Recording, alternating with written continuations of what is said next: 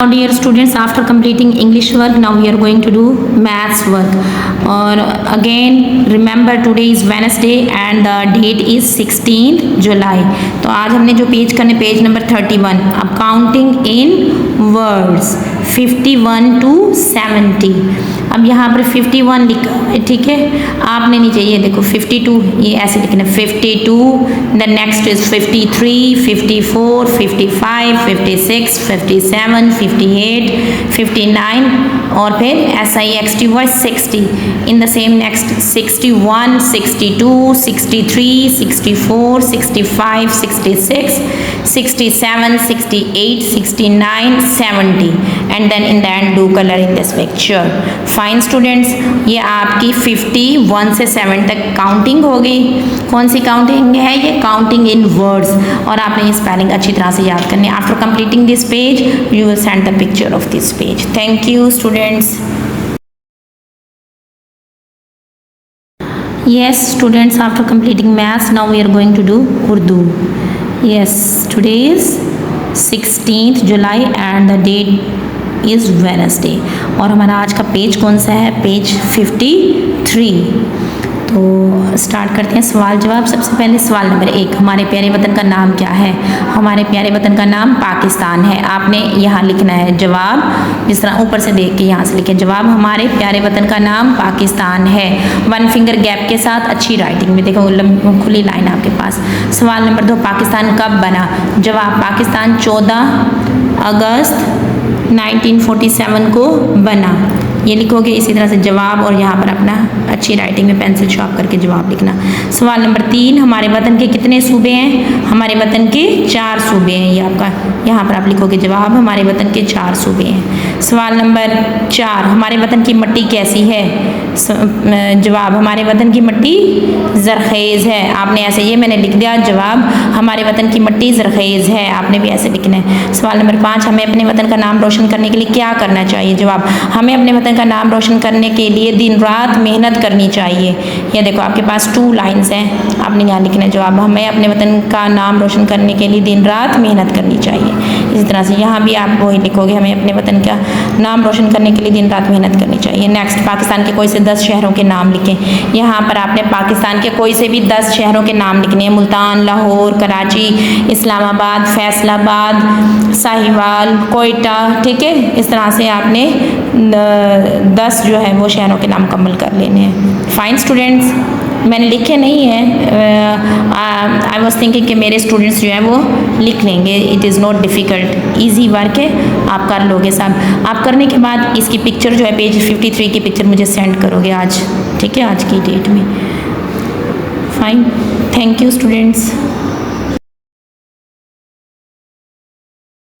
अस्सलाम वालेकुम dear students, today the day is 16th July and the day is Wednesday. आज का date है 16th July and the day is Wednesday. तो सबसे पहले हम अपना इंग्लिश का वर्क स्टार्ट करते हैं, ठीक है। पेज नंबर 13, अब देखें question number 4, what is written here? Fill in the blanks with in और इन to.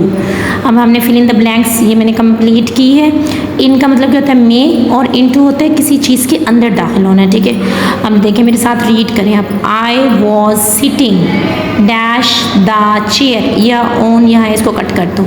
I was sitting dash the chair, मैं चेयर पर बैठा हूँ। बच्चों जो ओन, अब यहाँ पर हमारे पास ऑप्शन इन और इन टू की है।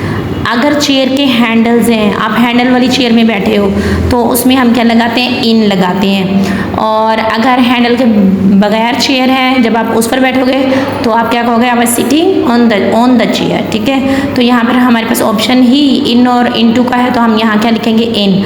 आई was sitting in the chair. Next number 2, leave the key dash the lock, leave the key, leave mean छोड़ दो या रहने दो, की मीन चाबी, इन टू द लॉक ताले के अंदर, तो यहाँ पर क्या आ जाएगा? इन टू।